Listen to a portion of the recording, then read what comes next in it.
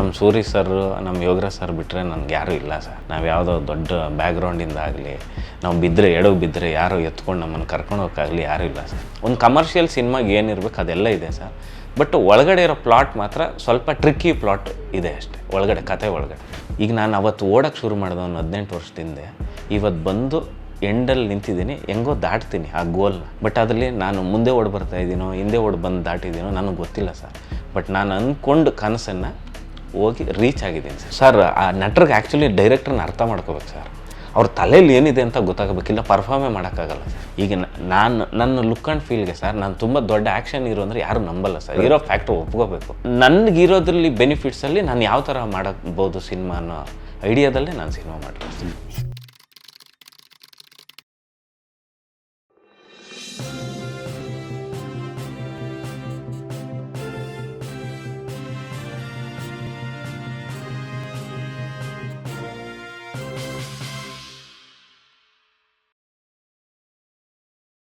ಒಬ್ಬ ವ್ಯಕ್ತಿಯ ಬದುಕಲ್ಲಿ, ವೈಯಕ್ತಿಕ ಜೀವನದಲ್ಲಿ ಇಷ್ಟು ನಿಧಾನ, ಇಷ್ಟು ಪ್ರಧಾನ ಆದರೆ ಕಷ್ಟ ಆಗುವುದಿಲ್ಲ ಸರ್? ಇವಾಗ ನನಗೆ ನಮ್ಮ ಸೂರಿ ಸರ್, ನಮ್ಮ ಯೋಗರಾಜ್ ಸರ್ ಬಿಟ್ಟರೆ ನನಗೆ ಯಾರೂ ಇಲ್ಲ ಸರ್.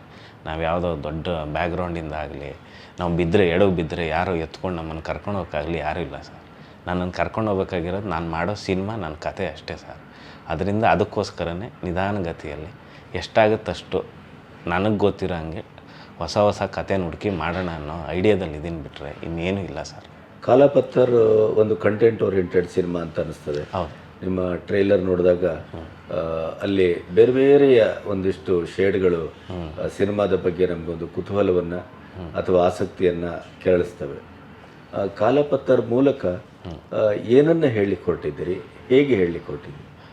ಅಂದರೆ ಕಾಲಾಪತ್ತರ್ ಮೂಲಕ ಏನಂದರೆ ನಮ್ಮನ್ನು ನಾವೇ ಕಳ್ಕೊಬಿಟ್ಟಿರ್ತೀವಿ ಸರ್. ನಮಗೆ ಗೊತ್ತಿರಲ್ಲ, ನಮ್ಮ ಒರಿಜಿನಲ್ ಕ್ಯಾರೆಕ್ಟರ್ನೇ ನಾವು ಮರ್ತೋಗ್ಬಿಟ್ಟಿರ್ತೀವಿ ಎಷ್ಟೋ ಸರಿ. ಈ ಸಮಾಜಕ್ಕೋಸ್ಕರ, ಯಾರೋ ಫ್ರೆಂಡ್ಗೋಸ್ಕರ, ತಾಯಿ ಅಪ್ಪ ಅಮ್ಮನಿಗೋಸ್ಕರ ನಿಮ್ಮದೊಂದು ಒರಿಜಿನಲ್ ಕ್ಯಾರೆಕ್ಟರ್. ಎಲ್ಲೊಂದು ಕಡೆ ಸಿನಿಮಾದಲ್ಲಷ್ಟೇ ನಟನೆ ಅಲ್ಲ, ಜೀವನದಲ್ಲಿ ನಿರಂತರವಾಗಿ ನಟಿಸ್ತಾ ಇರ್ತೇವೆ ನಾವೆಲ್ಲ. ಗೊತ್ತಿಲ್ಲ ಸರ್. ಅಂದರೆ ನಮ್ದು ಆ್ಯಕ್ಚುಲಿ ಆ ನೇಚರ್ ಇರಲ್ಲ ಸರ್. ಆ ಸಮಯಕ್ಕೆ ತಕ್ಕಂತೆ ನಾವು ಸ್ವಿಚ್ ಆಗ್ತಾ ಇರ್ತೀವಿ, ನಮ್ಗೆ ಗೊತ್ತಿಲ್ಲದೇ ಆಗ್ತಾ ಇರ್ತೀವಿ. ಅದು ಆಗಲೂ ಬೇಕು ಸರ್. ನಾವು ಹಂಗೆ ಈ ಸಮಾಜದಲ್ಲಿ ನಮಗೇನೇನು ನೋಡುತ್ತೆ ಹಂಗೆ ಬದುಕೋಕ್ಕೂ ಆಗಲ್ಲ. ಬಟ್ ಅದರಲ್ಲಿ ನಮ್ಮ ಒಳ್ಳೆ ಗುಣಗಳನ್ನು ಕಳ್ಕೊಬಿಡ್ತೀವಿ. ನಾವೇನೋ ಯಾರನ್ನೋ ಮೆಚ್ಚೋಕ್ಕೆ ಹೋಗಿ ನಮ್ಮ ಹಾನೆಸ್ಟ್ನೆಸ್ ಕಳ್ಕೊಡೋದು, ಯಾರನ್ನೋ ಇದು ಮಾಡೋಕ್ಕೆ ಹೋಗಿ ನಮ್ಮನ್ನು ನಾವು ಕಳ್ಕೊತಾ ಇರ್ತೀವಲ್ಲ, ಅದು ಹುಡ್ಕೋ ಪ್ರೋಸೆಸ್ಸೇ ಕತೆ ಸರ್. ಆ್ಯಕ್ಚುಲಿ ಕಳೆದು ಹೋದ ವ್ಯಕ್ತಿತ್ವವನ್ನು ಇಲ್ಲ ಸರ್, ನಮ್ಮನ್ನು ನಾವು ಕಳ್ಕೊಂಡ್ರೆ ನನ್ನನ್ನು ನಾವೇ ಹುಡ್ಕೋದು ಸರ್ ಕತೆ. ಆ್ಯಕ್ಚುಲಿ ನಮ್ಮನ್ನು ನಾವೇ ಒಂದು ರೀಕಾಲ್ ಮಾಡ್ಕೋತೀವಲ್ಲ ಸರ್. ನಾನು ಏನು, ನನ್ನ ಕ್ಯಾರೆಕ್ಟರ್ ಏನು, ನಾನು ಹೆಂಗೆ ಬಿಹೇವ್ ಮಾಡೋನು, ಯಾಕೆ ಹಿಂಗೆ ಬಿಹೇವ್ ಮಾಡ್ತಾಯಿದ್ದೀನಿ, ನಮ್ಮನ್ನು ನಾವು ಹುಡ್ಕೋ ಕತೆ ಇದೆ ಆ್ಯಕ್ಚುಲಿ. ಅಂದರೆ ಎಲ್ಲರಿಗೂ ಅಲ್ಲ, ಆ ಕ್ಯಾರೆಕ್ಟ್ರ್ ಕತೆ. ಅದು ನೋಡಾದ್ಮೇಲೆ ಪರ್ಸ್ನಲಾಗಿ ಕನೆಕ್ಟು ಆಗ್ಬೋದು, ಆಗದೇನೋ ಆ ಕ್ಯಾರೆಕ್ಟ್ರದೊಂದು ಲೈಫು ಅಂತಲೂ ಇರ್ಬೋದು. ನಾನು ಯಾರಿಗೂ ಇಲ್ಲಿ ಇದು ಅಂದರೆ ಮೆಸೇಜ್ ಕೊಡೋದಾಗಲಿ ಇಲ್ಲ. ಆ ಕ್ಯಾರೆಕ್ಟ್ರದ್ದು ಜರ್ನಿನ ತೋರಿಸಿದ್ದೀನಿ. ಅದರಲ್ಲಿ ಯಾರಿಗೆ ಹೆಂಗೆ ಕನೆಕ್ಟ್ ಆಗುತ್ತೆ ಅನ್ನೋದು ರಿಲೀಸ್ ಆದಮೇಲೆ ಗೊತ್ತಾಗುತ್ತೆ ಸರ್. ಟ್ರೈಲರಲ್ಲಿ ನೀವು ಭೌತಿಕವಾಗಿ ಕೂಡ ಕಾಶ್ಮೀರದ ಹಿಮಾಲಯದ ರೇಂಜನ್ನು ತೋರಿಸ್ತೀರಿ, ಇನ್ನೊಂದು ಕಡೆ ಡ್ರೈ ಆದ ಬಿಜಾಪುರವನ್ನು, ಒಂದು ಹಳ್ಳಿಯನ್ನು ತೋರಿಸ್ತೀರಿ. ಅಲ್ಲಿ ಒಂದು ದೇಶ ಪ್ರೇಮದ ಯಾವುದೋ ಒಂದು ಇನ್ಸ್ಟಿಂಕ್ಟ್ಸನ್ನು ನಮ್ಮ ಕಣ್ಣೆದುರು ಅನಾವರಣಗೊಳಿಸ್ತೀರಿ. ಆಮೇಲೆ ಇಲ್ಲೊಂದು ಸ್ಟ್ಯಾಚ್ಯೂವನ್ನು ತೋರಿಸ್ತೀರಿ, ಒಂದು ಪ್ರತಿಮೆಯನ್ನು ತೋರಿಸ್ತೀರಿ. ಇದರ ಮಧ್ಯೆ ಬಹುಶಃ ಕಥೆ ಇದೆ ಅಂತ. ಹೌದು ಸರ್, ಇದು ಕಂಪ್ಲೀಟ್ ಒಂದು ಕಲ್ಲಿನ ಕತೆ ಸರ್. ಒಬ್ಬ ವ್ಯಕ್ತಿ ಒಂದು ಕಲ್ಲಿನ ಸುತ್ತುವಂಥ ಕತೆ ಇಡೀ ಸಿನಿಮಾ ಸರ್, ಥ್ರೂಔಟ್ ಸಿನಿಮಾ. ಅಂದರೆ ನಮ್ಮ ಸೌತ್ ಇಂಡಿಯನ್ ಕಲ್ಚರಲ್ಲಿ ಸ್ಟ್ಯಾಚ್ಯೂಗೆ ತುಂಬ ವ್ಯಾಲ್ಯೂ ಇದೆ. ಹೌದು. ಅದ್ರ ಮೇಲೆ ಕತೆ ಬಂದಿಲ್ಲ ಅಂದರೆ ಮೈನ್ ಸ್ಟ್ರೀಮಾಗಿ ಬೇರೆ ಬೇರೆ ಸಿನಿಮಾದಲ್ಲಿ ಇಟ್ಟಿದ್ದಾರೆ, ಆದರೆ ಮೈನ್ ಸ್ಟ್ರೀಮಾಗಿ ಕಲ್ಲನ್ನೇ ಇಟ್ಕೊಂಡು ಟ್ರೈ ಮಾಡಿರಲ್ಲ, ಅದನ್ನು ಇದರಲ್ಲಿ ಟ್ರೈ ಮಾಡಿದ್ವಿ ಸರ್. ನಮ್ಮಲ್ಲಿ ಪ್ರತಿಮೆ ಆಗುವ ಮೊದಲದು ಕಲ್ಲು. ಹೌದೌದು. ಪ್ರತಿಮೆ ಆದಮೇಲೆ ಅದು ಭಾವನೆ. ಹೌದೌದು. ಈಗ ಇತ್ತೀಚಿನ ಘಟನೆ ನಾವು ಮಾತಾಡ್ತಾ ಇರೋ ಹೊತ್ತಿನಲ್ಲೇ ಶಿವಾಜಿಯ ಪ್ರತಿಮೆ ಉರುಳಿದೆ, ಬಿದ್ದಿದೆ ಕನ್ಸ್ಟ್ರಕ್ಷನ್ ದೋಷದಿಂದ. ಅದೊಂದು ಭಾವನಾತ್ಮಕವಾದಂಥ ಪ್ರಶ್ನೆಯಾಗಿ ಮಹಾರಾಷ್ಟ್ರದಲ್ಲಿ ಬಹಳಷ್ಟು ವಾದ ವಿವಾದಗಳು, ಪ್ರತಿಭಟನೆಗಳು ನಡೀತಾ ಇದೆ. ಅಂದರೆ ನಮ್ಮಲ್ಲಿ ಪ್ರತಿಮೆಗೆ ಕೂಡ ಎಲ್ಲೋ ಒಂದು ಕಡೆ ಒಂದು ಜೀವ ಕೊಡುವ ಮತ್ತು ಜೀವವನ್ನು ಧಾರೆ ಎರೆಯುವ ಒಂದು ಕಲ್ಚರ್ ಇದೆ. ಆ ಥರದ್ದು ಏನಾದರೂ ಇದರಲ್ಲಿ ಅಂದರೆ ಆ ಥರ ಥಾಟು ಅಂದರೆ ಬರ್ಡ್ ವ್ಯೂವಲ್ಲಿ ಹೋಗುತ್ತೆ ಸರ್. ಅದನ್ನೇ ಕಂಪ್ಲೀಟ್ ಸಿನಿಮಾದಲ್ಲಿ ಒಬ್ಬ ಕ್ಯಾರೆಕ್ಟರ್ ಡ್ರೈವ್ ಇರುತ್ತೆ ಸರ್ ಅಷ್ಟೇ. ಆ ಭಾವನೆಗಳು ಇರುತ್ತೆ, ಬಟ್ ಅದೇ ಮೇನ್ ಸ್ಟ್ರೀಮ್ ಆಗಿರಲ್ಲ. ಒಬ್ಬ ವ್ಯಕ್ತಿ ಮತ್ತು ಕಲ್ಲಿನ ನಡುವಿನ ಕಥೆಯಾಗಿರುತ್ತೆ. ಅವ್ರ ಪರ್ಸ್ನಲ್ ಇರುತ್ತೆ ಆ ಥರ. ಅದ್ರ ಜೊತೆ ಇಡೀ ಸಮಾಜ ಹೆಂಗೆ ಬಿಹೇವ್ ಮಾಡುತ್ತೆ ಅನ್ನೋದ್ರ ಮೇಲೆ ನಡೆಯುತ್ತೆ ಸರ್ ಇಡೀ ಕತೆ. ಸೊ ಈ ಕಥನಗಾರಿಕೆ ಇದೆಯಲ್ಲ, ಇದನ್ನು ನಿಮ್ಮ ಇಡೀ ಸಿನಿಮಾ, ನೀವು ಇಲ್ಲಿವರೆಗೆ 2 ಸಿನಿಮಾ ಏನು ಮಾಡಿದ್ದೀರಿ, ನಿಮ್ಮ ಪಾತ್ರಗಳು, ನಿಮ್ಮ ಸಿನಿಮಾ, ನಿಮ್ಮ ಇಡೀ ಒಂದು ಕಥನಗಾರಿಕೆ, ನೀವು ಆಯ್ಕೆ ಮಾಡ್ಕೊಳ್ಳುವಂಥ ಪ್ಲಾಟ್ ಏನಿದೆ ಅದು ಸ್ವಲ್ಪ ಹ್ಯೂಮರ್ ಬೇಸ್ಡ್ ಆಗಿರ್ತದೆ. ಹೌದು. ಸೊ ಆ ಥರನೇ ಹೇಳುವಿಕೆ, ನಿಮ್ಮ ನಿರ್ದೇಶನ ಇದು ಫಸ್ಟು. ಬೇರೆಯವ್ರ ನಿರ್ದೇಶನದಲ್ಲಿ ಪಾತ್ರ ಮಾಡಿದ್ದೀರಿ, ಇಲ್ಲಿ ನೀವು ಪಾತ್ರವೂ ಹೌದು, ನಿರ್ದೇಶಕರು ಹೌದು, ಅದರೆಲ್ಲ ಜವಾಬ್ದಾರಿಯನ್ನೇ ನೀವೇ ನಿರ್ವಹಿಸಿದಿರಿ. ಮತ್ತು ರಾಜೇಶ್ ನಟರಂಗನಿಂದ ಹಿಡಿದು ನಾಗಾಭರಣ ಅವರಿಂದ ಹಿಡಿದು ಒಳ್ಳೊಳ್ಳೆ ಕಲಾವಿದರು ನಿಮ್ಮ ಅಕ್ಕಪಕ್ಕದಲ್ಲಿದ್ದಾರೆ. ಸೊ ಈ ಸಿನಿಮಾದಿಂದ ಯಾವ ರೀತಿಯ ಒಂದು ಸ್ಪಂದನವನ್ನು ಅಥವಾ ಯಾವ ರೀತಿಯ ಒಂದು ಹೇಳುವಿಕೆಯನ್ನು, ನರೇಷನ್ನನ್ನು ನಿರೀಕ್ಷೆ ಮಾಡ್ಬೋದು ನಾವು? ಅಂದರೆ ಇದರಲ್ಲಿ ಸಟೈರ್ ಕಾಮಿಡಿ ಅಂತ ಹೇಳ್ತಾರಲ್ಲ ಸರ್, ಜೋಕ್ ಅಂತಲೇ ಯಾವುದನ್ನು ಸಿಚುವೇಶನ್ ಜೋಕಿಗಾಗಿ ಜೋಕ್ ಅಲ್ಲ, ಅಂದರೆ ಸಟೈರ್ ಕಾಮಿಡಿ ಇರುತ್ತೆ ಸರ್. ಅಂದರೆ ವಿಡಂಬನಾತ್ಮಕ ಕಾಮಿಡಿಗಳು ಇರುತ್ತೆ. ಆಮೇಲೆ ಯಾರೂ ಡೈರೆಕ್ಟ್ ಎದುರುಗಡೆ ಯಾರೂ ಪೈಪೋಟಿನೇ ಮಾಡಲ್ಲ ಇಡೀ ಕಥೆಯಲ್ಲಿ, ಎಲ್ಲ ಇಂಡೈರೆಕ್ಟಾಗೇ ಮಾಡೋದು. ಅವ್ರವ್ರ ಪರ್ಸ್ಪೆಕ್ಟಿವ್ಲಿ ಅವ್ರವ್ರು ಸರಿ ಅಂದ್ಕೊಂಡಿರ್ತಾರಲ್ಲ ಸರ್, ಆ ಸರಿನೇ ಅವ್ರು ಸರಿ ಮಾಡೋಕ್ಕೆ ಹೋಗ್ತಾರೆ. ಅದರಿಂದ ಎಷ್ಟು ಗೊಂದಲ ಆಗುತ್ತೆ ಅಂತ. ಒಬ್ಬೊಬ್ರು ಪಾಯಿಂಟ್ ಆಫ್ ವ್ಯೂಯಲ್ಲಿ ಒಬ್ಬೊಬ್ಬರು ನಾನು ಕರೆಕ್ಟ್ ಅಂತ ಇರ್ತಾರೆ. ಇಡೀ ಪಾತ್ರಗಳೆಲ್ಲ ಹಂಗೆ ಇರುತ್ತೆ. ನಾನು ಏನಕ್ಕೆ ಹಿಂಗೆ ಮಾಡಿದೆ, ಇವನು ಯಾಕೆ ಹಿಂಗೆ ಮಾಡ್ದೆ, ಅದಷ್ಟನ್ನು ಕ್ಯಾಪ್ಚರ್ ಮಾಡಿದ್ದೀನಿ ಅಷ್ಟೇ ನಾನು. ಯಾರು ಡೈರೆಕ್ಟಾಗಿ ಯಾರ ಮೇಲೋ ಜಿತ್ ಸಾಧಿಸೋದು, ಒಡೆದಾಡಕ್ಕೆ ಹೋಗೋದು ಆ ಥರದ್ದು ಇಲ್ಲ. ಎಲ್ಲ ಇಂಡೈರೆಕ್ಟಾಗಿ ನಮ್ಗೆ ಗೊತ್ತಿಲ್ಲದೆ, ಈಗ ಯಾರೋ ಎದುರುಗಡೆ ಕೂತು ಮಾತಾಡ್ಕೊಂಡು ಕ್ಲಿಯರ್ ಮಾಡ್ಕೊಳ್ಳಿ ಅಂತಾರಲ್ಲ, ಆ ಥರದ ಕಾನ್ಫ್ಲಿಕ್ಟ್ ಇರುತ್ತೆ ಇಡೀ ಸಿನಿಮಾದಲ್ಲಿ. ನಿಮ್ಮ ಟ್ರೈಲರಲ್ಲಿ ಬಹಳ ಅದ್ಭುತವಾದಂಥ ಕೆಲವು ಆ್ಯಕ್ಷನ್ ಇದನ್ನು ಬ್ಲಾಕ್ಸನ್ನು ನೋಡಿದೆ ನಾನು. ಇದು ಆ್ಯಕ್ಷನ್ ಓರಿಯೆಂಟೆಡ್ ಥ್ರಿಲ್ಲರ ಅಥವಾ ಆ್ಯಕ್ಷನ್ನು ಕೆಲವು ಭಾಗದಲ್ಲಿ ಬರುತ್ತೆ, ಅಥವಾ ಸಿನಿಮಾ ನೋಡಿದಾಗ ಇದೊಂದು ಫ್ಯಾಮಿಲಿ ಎಂಟರ್ಟೈನರು, ಆ ಥರದ ಯಾವ ವಿಭಾಗಕ್ಕೆ ಈ ಸಿನಿಮಾವನ್ನು? ಅಂದರೆ ಇದು ಸರ್ಟಿಫೈಡ್ ಮೂವಿ ಸರ್. ಒಂದು ವಲ್ಗರ್ ಡೈಲಾಗ್ ಇಲ್ಲ ಸರ್, ಎಕ್ಸ್ಪೋಸ್ ಇಲ್ಲ ಸರ್.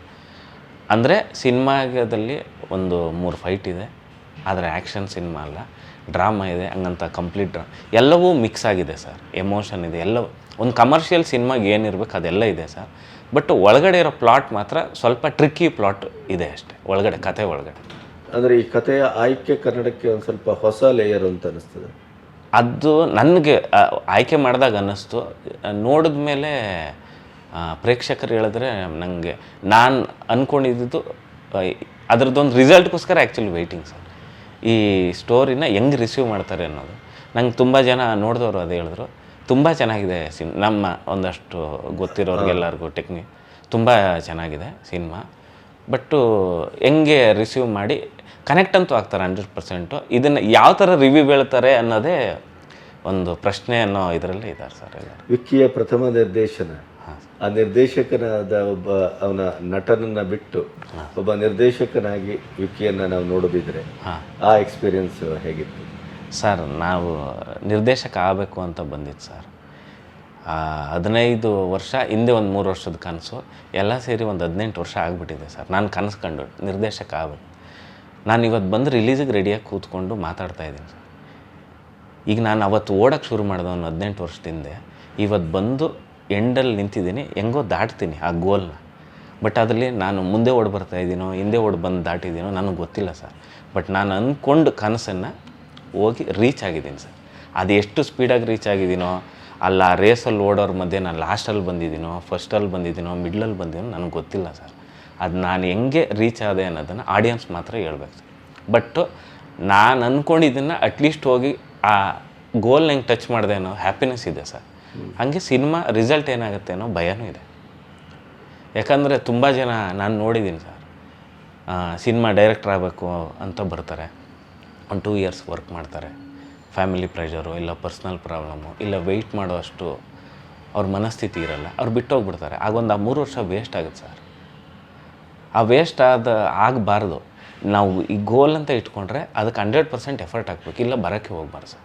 ಅದು ನನಗನ್ಸಿರೋದು, ನನ್ನ ವೈಯಕ್ತಿಕ, ಬೇರೆಯವ್ರದ್ದು ನನಗೆ ಗೊತ್ತಿಲ್ಲ ಸರ್.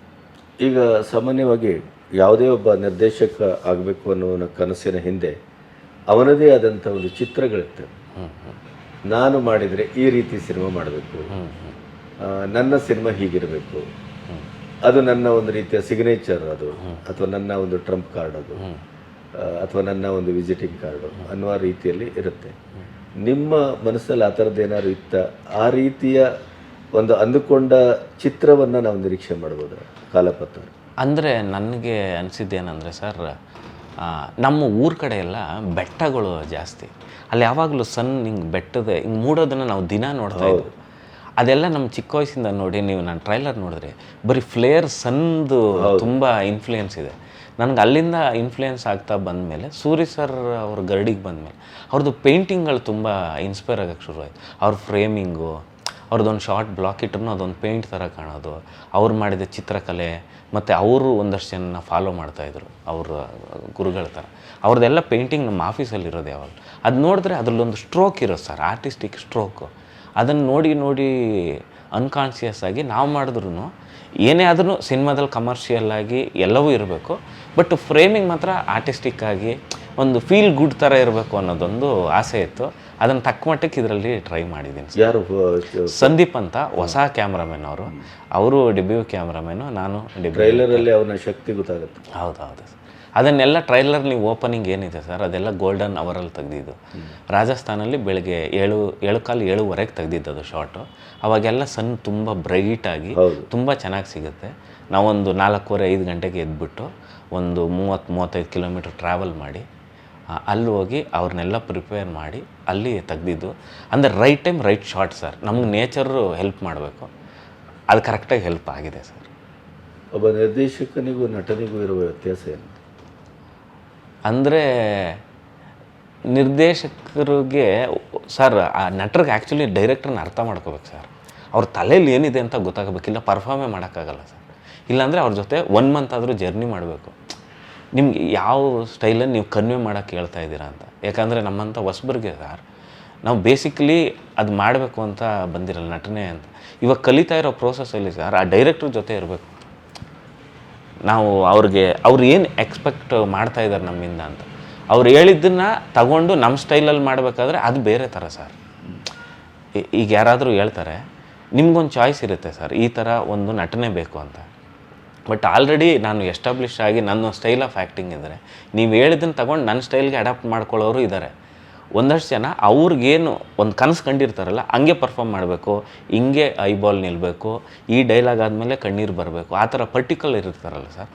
ಅದನ್ನು ಡೈರೆಕ್ಟ್ರನ್ನ ಆ್ಯಕ್ಟ್ರು ತುಂಬ ಅರ್ಥ ಮಾಡ್ಕೋಬೇಕು ಸರ್. ಇಲ್ಲ ಆ್ಯಕ್ಟ್ರಿಗೆ ಡೈರೆಕ್ಟ್ರ್ ಚೆನ್ನಾಗಿ ಅರ್ಥ ಆಗಿರಬೇಕು, ಇಲ್ಲ ಡೈರೆಕ್ಟ್ರಿಗೆ ಆ್ಯಕ್ಟ್ರ್ ತುಂಬ ಚೆನ್ನಾಗಿ ಅರ್ಥ ಆಗಿದ್ದರೆ ಈಸಿಯಾಗಿ ಆ ಸಿನಿಮಾ ತುಂಬ ಚೆನ್ನಾಗಿ ಮೂಡಿಬರುತ್ತೆ. ಬಹುಶಃ ಒಬ್ಬ ನಟ ನಿರ್ದೇಶಕ ನಟನಾಗುವುದರ ಬಹಳ ದೊಡ್ಡ ಅಡ್ವಾಂಟೇಜ್ ಇದೆ ಇರ್ಬೋದು. ಹೌದು ಸರ್. ಈಗ ನನ್ನ ಲೂಪೋಲ್ ನನಗೆ ಗೊತ್ತು ಅಂತ ಹೇಳ್ತಾ ಇಲ್ಲ ಸರ್, ನಾನು ಎಷ್ಟು ಮಾಡಬಲ್ಲೆ ಅನ್ನೋದೊಂದು ನನಗೊಂದು ಗೊತ್ತಿದೆ ಸರ್. ಬೌಂಡ್ರಿ ಗೊತ್ತಿದೆ. ಇದ್ರ ಮೇಲೆ ದಾಟ್ಸಿದ್ರೆ ನನ್ನ ಕೈಲಿ ಆಗಲ್ಲ, ಆಮೇಲೆ ಜನನೂ ಆಕ್ಸೆಪ್ಟ್ ಮಾಡಲ್ಲ. ಯಾಕಂದರೆ ಈಗ ನನ್ನ ಲುಕ್ ಆ್ಯಂಡ್ ಫೀಲ್ಗೆ ಸರ್, ನಾನು ತುಂಬ ದೊಡ್ಡ ಆ್ಯಕ್ಷನ್ ಹೀರೋ ಅಂದರೆ ಯಾರೂ ನಂಬಲ್ಲ ಸರ್. ಇರೋ ಫ್ಯಾಕ್ಟ್ರ್ ಒಪ್ಕೋಬೇಕು. ಅದರಿಂದ ನನಗಿರೋದ್ರಲ್ಲಿ ಬೆನಿಫಿಟ್ಸಲ್ಲಿ ನಾನು ಯಾವ ಥರ ಮಾಡಬಹುದು ಸಿನಿಮಾ ಅನ್ನೋ ಐಡಿಯಾದಲ್ಲೇ ನಾನು ಸಿನಿಮಾ ಮಾಡಿರೋದು. ಈಗ ನನ್ನ ಫೇಸ್ಗೊಂದು ಬೆನಿಫಿಟ್ಸ್ ಇದೆಯಲ್ಲ ಸರ್, ಆ ಬೆನಿಫಿಟ್ಸ್ ಇಟ್ಕೊಂಡೇ ಮಾಡಿರೋದು. ಈ ಪ್ರತಿಮೆಯ ಎದುರು ನಿಂತು ಒಂದು ವಾಕ್ಯ ಹೇಳ್ತೀರಿ. ಹಾಂ ಸರ್. ನಿನ್ನ ಹಾಗೆ ನನಗಾಗ್ಬಿಡ್ಬೋದೇ ಅಂದರೆ, ನೀನು ಕಲ್ಲಾಗಿ ಯಾವ್ಯಾವ ರೀತಿಯ ಪ್ರತಿಕ್ರಿಯಾತ್ಮಕವಾಗಿ ಈ ಸಾಮಾಜಿಕವಾಗಿ ಏನು ಪಡ್ಕೊಳ್ತಾ ಇದ್ದೆ, ಆ ರೀತಿಯ ಒಂದು ಪ್ರಕ್ರಿಯೆ ನನ್ನದು ಆಗ್ಬೋದೇ ಅನ್ನುವ ರೀತಿಯಲ್ಲಿ ಸಾಗುತ್ತೆ ಸಂಭಾಷಣೆ. ಇಡೀ ಸಿನಿಮಾದಲ್ಲಿ ನಮ್ಗೆ ಈ ರೀತಿ ನಮ್ಮನ್ನು ಆಳ್ತಾ ಹೋಗುತ್ತೆ. ಅಂದರೆ ಒಂದು ಒಳ್ಳೆಯ ಬರಹದ ಸಿನಿಮಾನ ಇದು. ಹೇಗೆ ಆ ಬರವಣಿಗೆ ನನ್ನ ಪ್ರಕಾರ ಓಕೆ ಅಂತಲೇ ಹೇಳ್ಬೋದು ಸರ್. ಅಂದರೆ ತುಂಬ ಫಿಲಾಸಫಿ ಏನು ಹೇಳಿಲ್ಲ, ಎಲ್ಲ ನ್ಯಾಚುರಲ್ ಆಗಿರುತ್ತೆ ಸರ್.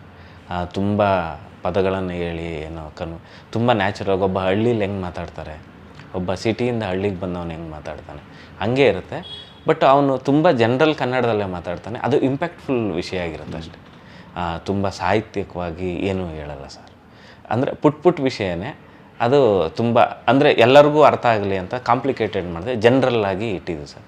ನಿಮಗೆ ನಮ್ಮ ಸಿನಿಮಾದಲ್ಲಿ ಮ್ಯೂಸಿಕ್ ಮತ್ತು ಫೋಟೋಗ್ರಫಿ ತುಂಬ ಹೈಲೈಟ್ ಇರುತ್ತೆ ಮತ್ತು ಎಡಿಟ್, ಇವು ಮೂರೂ ಅವರು 3 ಟೆಕ್ನಿಷಿಯನ್ದು ಅವ್ರದ್ದು ಎಷ್ಟು ಮ್ಯಾಕ್ಸಿಮಮ್ ಎಫರ್ಟ್ ಹಾಕಿ ಮಾಡಬೇಕು ಅದು ಮಾಡಿದ್ರು. ಸೌಂಡ್ ಡಿಸೈನ್ ಎಲ್ಲ ಅನೂಪ್ ಸಿಳೀನ್ ಅವ್ರಿಗೆ 2.0 ಅಂತ ಇಟ್ಟಿದ್ದೀನಿ ಸರ್. ಅವರು ಬರೀ ಅನೂಪ್ ಸಿಳೀನ್ ಇದ್ದರು. 2.0 ಯಾಕಂದರೆ ನನ್ನ ಸಿನಿಮಾದ ರೆಕಾರ್ಡಿಂಗಲ್ಲಿ ಆ ಥರದ್ದೊಂದು ತುಂಬ ಚೆನ್ನಾಗಿ ಮಾಡಿದ್ದಾರೆ ಅನೂಪ್ ಸಿಳೀನ್ ಅವರು.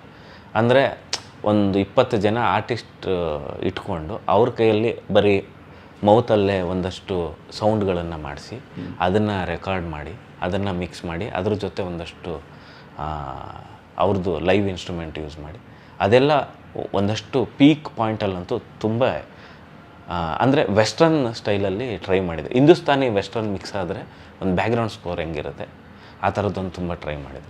ಒಂದು ಸಾಂಗು ಇನ್ನೂ ಒಂದು ಎಕ್ಸ್ಪೆರಿಮೆಂಟ್ ಮಾಡಿದ್ದಾರೆ. ಅದರಲ್ಲಿ ಪಲ್ಲವಿ ಇಲ್ಲ, ಎಲ್ಲವೂ ಚರಣಗಳೇ, ರಿಪೀಟ್ ಯಾವುದೂ ಇರಲ್ಲ. ಅದೊಂದು ಸೆಕೆಂಡ್ ಹಾಫಲ್ಲಿ ಬರುತ್ತೆ. ಅದೊಂದು ಎಕ್ಸ್ಪೆರಿಮೆಂಟ್ ಮಾಡಿದ್ದಾರೆ ಈ ಸಿನಿಮಾ. ಎಷ್ಟು ಹಾಡಿದೆ? 5 ಸಾಂಗ್ ಇದೆ ಸರ್. ಎಲ್ಲ ಸಿಚುವೇಶನ್ ಸಾಂಗ್ ಇದೆ, ಯಾವುದು ಔಟ್ ಆಫ್ ದ ಬಾಕ್ಸ್ ಅಂತ ಏನಿಲ್ಲ.